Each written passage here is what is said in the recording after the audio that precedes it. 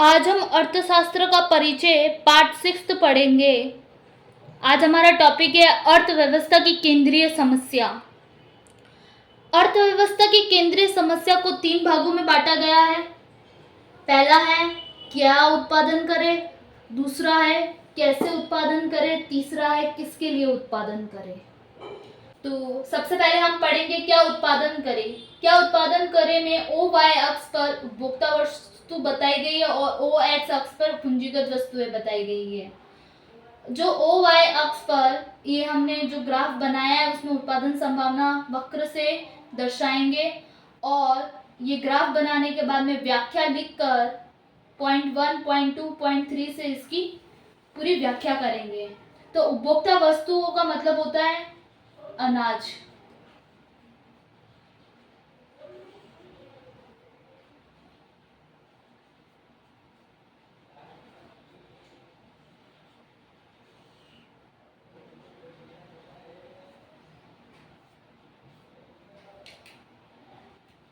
उपभोक्ता वस्तुओं का मतलब होता है अनाज और जो पूंजीगत वस्तुएं होती है उसमें हम मशीनरीज लेंगे। पूंजीगत वस्तुओं का मतलब होता है कि जिसमें पूंजी अधिक लगाई गई हो उसे पूंजीगत वस्तुएं कहेंगे। जो मशीन्स होती है उसमें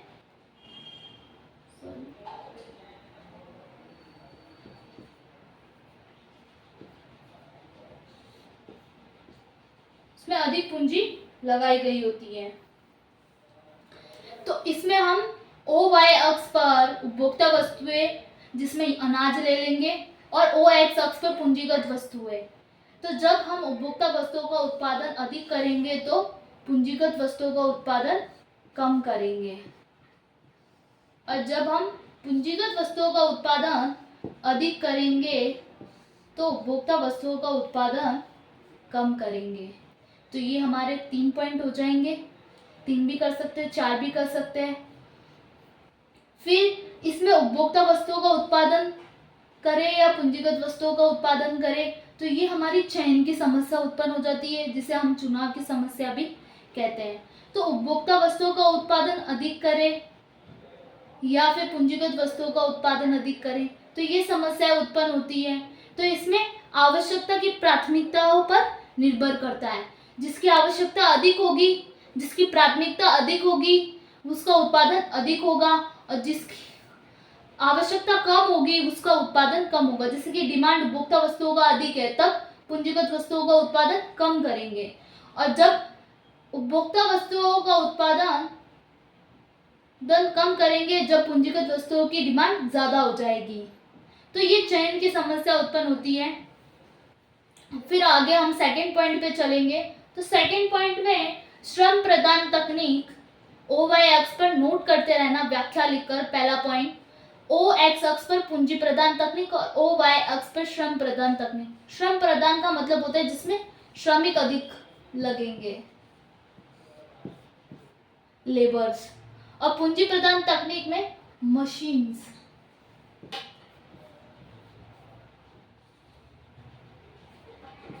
पूंजी प्रदान तकनीक में जब श्रम प्रदान तकनीक का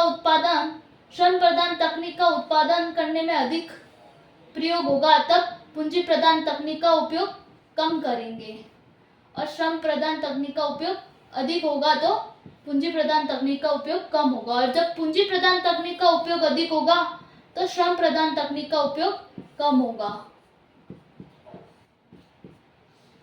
ऐसे तो श्रम प्रदान तकनीक में श्रमिकों का उपयोग अधिक करेंगे तो मशीनरीज कम उपयोग करेंगे और जब मशीनरीज अधिक लगाई गई होगी तो श्रमों की इतनी आवश्यकता नहीं होती है तो श्रम कम उपयोग करेंगे। फिर आगे हम चलते हैं तीसरा पॉइंट, किसके लिए उत्पादन करें। किसके लिए उत्पादन करें में अमीर वर्ग के लिए करें या धनी वर्ग के लिए करें, ये समस्या उत्पन्न होती है। तो इसमें पॉइंट लगाते जाना। ओ वाई अक्ष पर अमीर वर्ग दर्शाया गया है, ओ एक्स अक्ष पर निर्धन वर्ग के लिए दर्शाया गया है। निर्धन वर्ग मीन्स गरीब वर्ग के लिए। तो इसमें यही समस्या उत्पन्न होती है कि अमीर वर्ग के लिए उत्पादन करें या गरीब वर्ग के लिए उत्पादन करें। तो अमीर वर्ग के लिए पूंजी प्रदान वस्तुओं का उत्पादन करना पड़ता है और निर्धन वर्ग के लिए जो हमारी रोजमर्रा की वस्तुएं होती है उनका उत्पादन करना पड़ता है। तो अमीर वर्ग के लिए उत्पादन करें तो ये आवश्यकता जिसकी ज्यादा आवश्यकता होगी उसका उत्पादन अधिक होगा। अमीर वर्ग की वस्तुओं का उत्पादन डिमांड ज्यादा होगी तो उनका उत्पादन अधिक होगा, और निर्धन वर्ग की वस्तुओं की डिमांड कम होगी तो निर्धन वर्ग की वस्तुओं का उत्पादन कम होगा। तो इसमें यही होगा कि जब अमीर वर्ग का उत्पादन अधिक होगा तो गरीब वर्ग का उत्पादन कम होगा। तो इसमें यही समस्या उत्पन्न होती है कि चयन की समस्या होती है, जिसे हम अर्थव्यवस्था की केंद्रीय समस्या में सबसे महत्वपूर्ण समस्या मानी गई है, चयन की समस्या।